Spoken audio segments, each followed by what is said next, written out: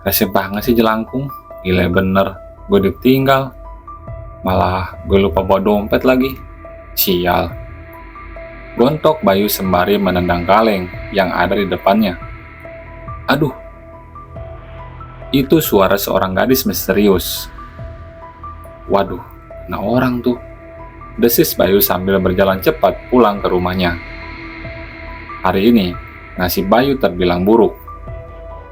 Belakangan ini, dia selalu diganggu makhluk lain. Tepatnya saat kepergian Mila, pacarnya dulu. Dan sekarang, Bayu harus jalan sendirian malam-malam karena ditinggal sahabatnya yang bernama Geral. Katanya sih mereka habis makan di kafe. Tak tahu kenapa, sahabatnya yang bertubuh cungkring itu meninggalkan Bayu. Tidak disangka, mobil dengan kecepatan tinggi oleng mengarah kepada Bayu. Sontak saja, Bayu diam terkujur kaku. Bukannya menghindar, justru malah diam di tempat.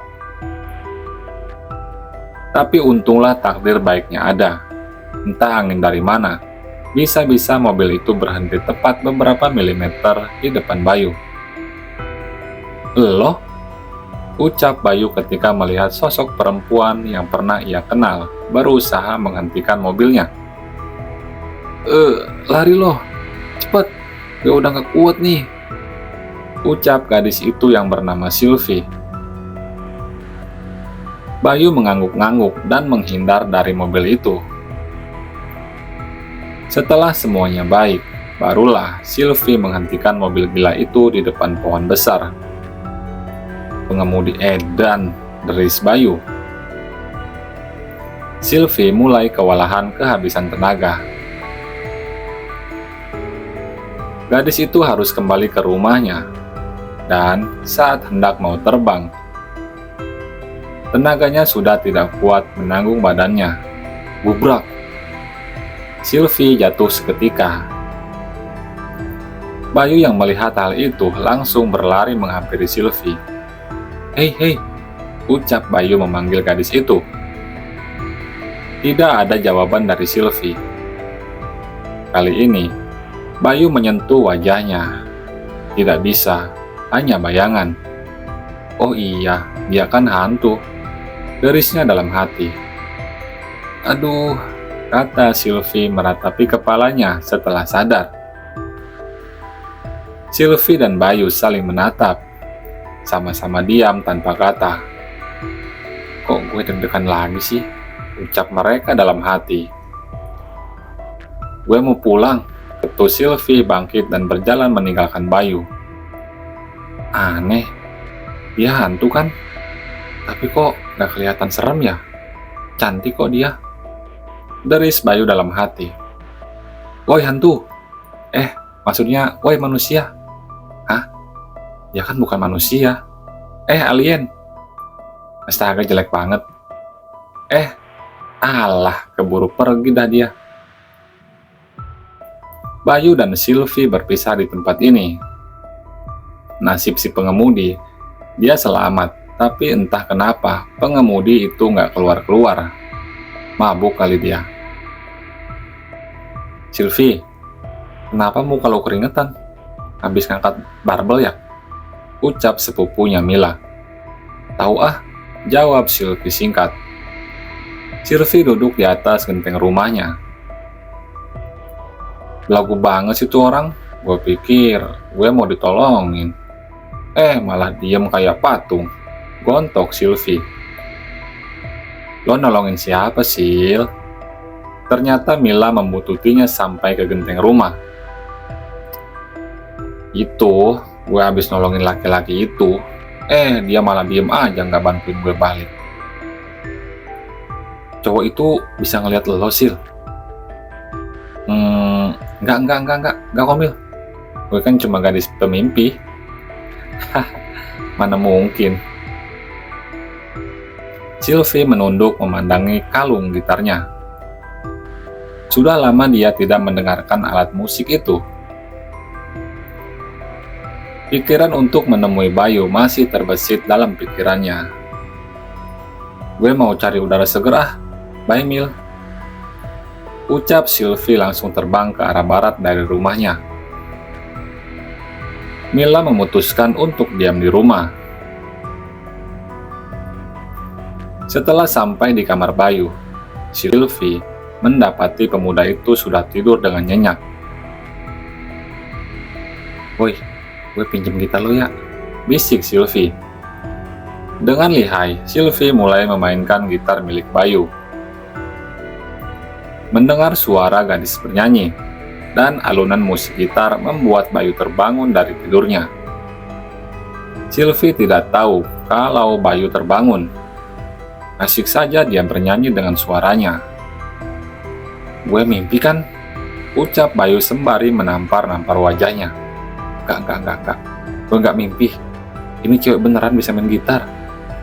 Hantu luar biasa dah, desisnya dalam hati. "Yeah, just for you, I give you all my heart." Bayu ikutan bernyanyi. Lalu Sylvie terdiam. "Kok berhenti sih? Sini, biar gua aja yang mainin. Lo yang nyanyi." Bayu duduk di depan kamarnya, tepatnya di luar kamar. Bayu mulai memetik gitar itu. Dek, dek, itu suara jantung keduanya. Sylvie mulai bernyanyi kembali. Bukan, salah itu. Biarin, ini versi gue kok. Sylvie tak mau mengalah. Ngeyel, salah itu. Enggak, salah. Sylvie diam. Ya, suka-suka hati lo aja lah. Bayu yang mengalah. Akhirnya, keduanya tetap melanjutkan permainan musik mereka walaupun terdengar agak ngawur. Biarin aja, yang penting happy.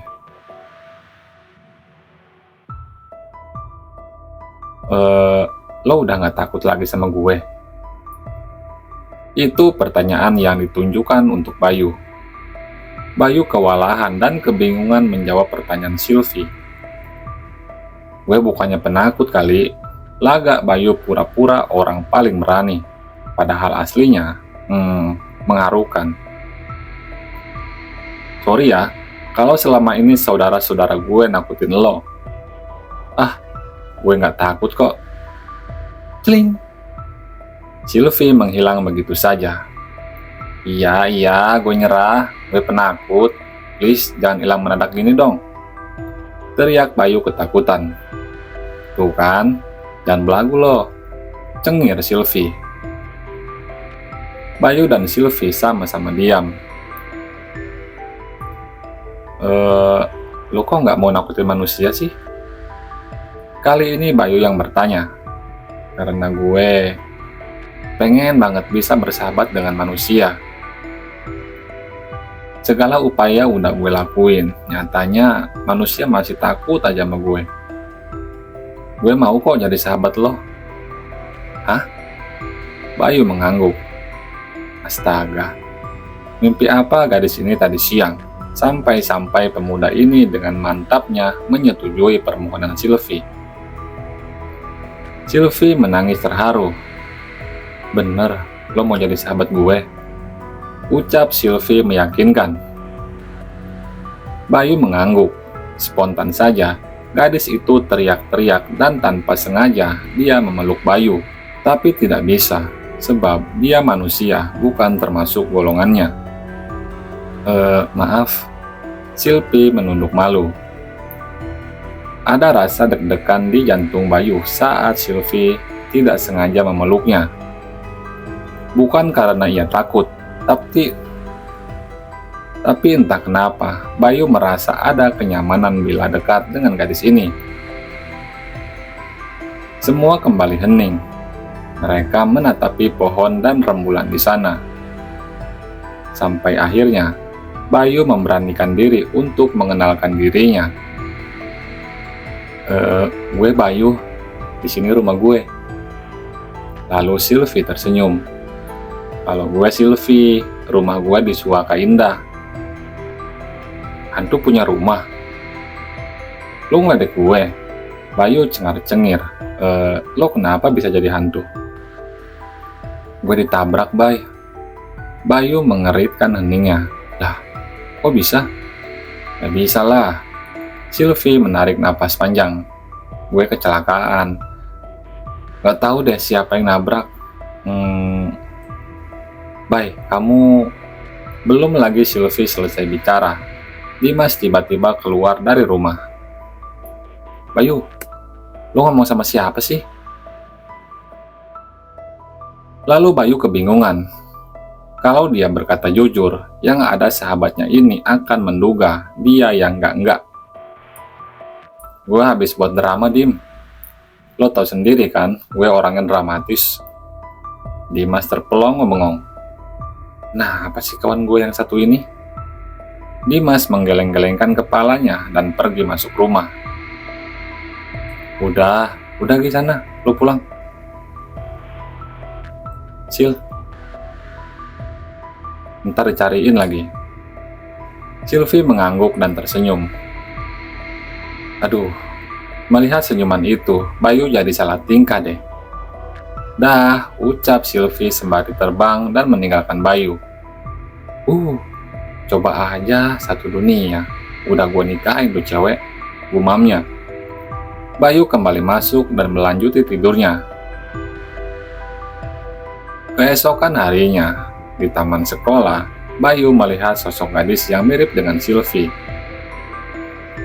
Untuk meyakinkan penglihatannya itu benar atau tidak, Bayu mengucek-ucek matanya. Woi, panggil Bayu. Kamu manggil aku, ucap gadis berambut panjang dan berponi. Bukan, gue manggil cewek yang ada di belakang lo, tunjuk Bayu. Tidak ada siapa-siapa di sana. Gadis itu menoleh ke belakang. Dasar cowok aneh, ucap gadis itu sembari pergi meninggalkan Bayu. Lo tuh yang aneh, udah jelas-jelas ada orang di sini. Hahaha. Rasain lo kan dibilangin cowok aneh, ledek Sylvie. Gara-gara lo juga sih. Oh ya, lo ngapain di sini? Mau belajar juga? Belajar apaan? Ilmu ngilang. Gue minta tolong sama lo, Bay. Sylvie mulai bicara serius. Wajah Bayu yang tadinya adem jadi kelihatan serius kayak nonton film action. Gue nggak bisa terus gentayangan gini. Gue minta tolong dong sama lo. Carikan jasad gue, please. Hah? Bayu terkejut bukan kepalang. Ada rasa takut juga harus melakukan hal konyol itu. Tapi mau bagaimana lagi, jika Bayu tidak membantu Sylvie, pasti gadis itu tidak akan bahagia di alamnya. Lama Bayu termenung untuk memberikan jawaban sampai akhirnya Sylvie menangis di depannya. Tangisannya itu begitu memilukan. Bayu menarik napas panjang. Iya deh, di mana lo ditabrak? Jalan Patuan Nagari, Jembatan Indah. Gila, itu serem banget, Sil. Gue temenin, Bay, please. Tiba-tiba Sylvie bisa memegang tangan Bayu. Loh. Ada apa ini? Kok lo bisa nyentuh gue? Gue juga nggak tahu. Itu nggak penting. Lo mau kan nolongin gue? Gue janji, kalau lo bisa nemuin jasad gue bakalan nggak pernah lagi muncul di depan lo. Lalu Bayu terdiam. Sebenarnya, dengan tidak mencari jasad Sylvie pun, Bayu bahagia bersamanya. Setiap hari bisa melihatnya. Dia sudah terlanjur jatuh cinta dengan gadis itu. Walaupun kenyataannya, perasaan itu jatuh pada orang yang sudah mati. Bay, please, ucap Sylvie terus menangis. Bayu mengangguk mau. Oke, ntar malam gue bakalan nyariin jasad lo. Sylvie tersenyum. Kayaknya kawan kita memang sakit ya, Dim, ucap Geral yang dari tadi memperhatikan Bayu dari kejauhan. Dimas menggelengkan kepalanya. Malam hari lo mau kemana, Bay? Ucap Dimas. Beli nasi goreng. Singkat Bayu langsung pergi dengan motornya. Sesampainya di tempat yang mereka cari, Mata Bayu terus mengamati persimpangan jalan dekat pepohonan hijau. "Itu jasad lo ya?" tanya Bayu. Sylvie mengangguk dan tersenyum. "Kuburin ya, Bay," ujar Sylvie. Ngeri juga sih melihat jasadnya Sylvie, tercium bau mayat yang sudah lama. Apalagi ditambah luka darah di sekujur tubuhnya. Mau nggak mau dah, Bayu harus nolongin gadis itu. Dengan mengendap-endap, Bayu membawa jasad Sylvie ke pedalaman Jembatan Indah. Dia gali tanah di sekitar itu dan memasukkan jasad Sylvie. Bayu menaburi bunga, 15 bunga mawar putih, tanda terima kasih karena sudah mengisi hari-hari kesepiannya. Dan Bayu bernapas lega. Sylvie sudah tenang di alamnya. Entah sampai kapan dia tidak bisa bertemu lagi dengan gadis itu. "Gue jatuh cinta sama lo, Sil," desisnya. "Apa, Bay? Lo suka sama gue?" Allahu Akbar. Bayu terlepas ketika. "Loh, kok lo bisa muncul, Sil? Gue kan mau nganterin lo pulang. Katanya lo takut." Bayu tercengir. Jantungnya deg-degan saat itu pula. Sylvie maju menghampiri Bayu. Gadis itu kembali menangis. Hari ini hari terakhirnya dia akan melihat laki-laki yang berhasil memikat hatinya. "Makasih ya, lo udah mau nolongin gue, Bay." Astaga. Disinilah pemuda maco itu ikut menangis masuk ke dalam kesedihan Sylvie. Bayu langsung memeluk Sylvie. "Suatu hari nanti, gue bakalan hidup dengan dunia yang sama. Sil, gue sayang sama lo," ucapnya. "Gue juga sayang sama lo, Bay." Sylvie melepaskan pelukan Bayu. Dengan perasaan sedih, takut, galau, gelisah, campur aduk jadi urapan. Akhirnya, pemuda berwajah polos itu pergi meninggalkan jembatan itu. Di sana, tempatnya sangat rawan kecelakaan. Banyak pengemudi tewas di tempat karena kecepatan di jalan ini cukup cepat. Alhasil, dari arah belakang, mobil sedan menghantam sepeda motor Bayu. Bayu sempat dilarikan ke rumah sakit. Dimas dan Geral juga ada di sana. Segala upaya dokter untuk menyelamatkan nyawa Bayu sia-sia.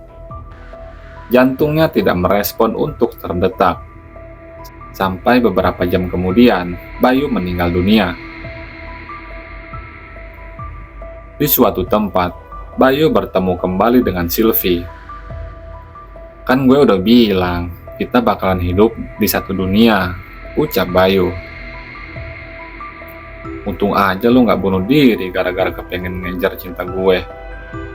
Ya kan? Dasar kepedean." Bayu tertawa lepas sedangkan Sylvie tercengir-cengir kayak udah habis kejepit. Mereka hidup bersama satu kelurahan. Bayu juga bertemu dengan mantan pacarnya yaitu Mila. Sekarang Mila justru menjalin asmara dengan laki-laki lain. Bagi Bayu itu tidak masalah. Tahu juga Mila bahagia dengan pasangannya. Begitupun dengannya, dia bahagia dengan Sylvie.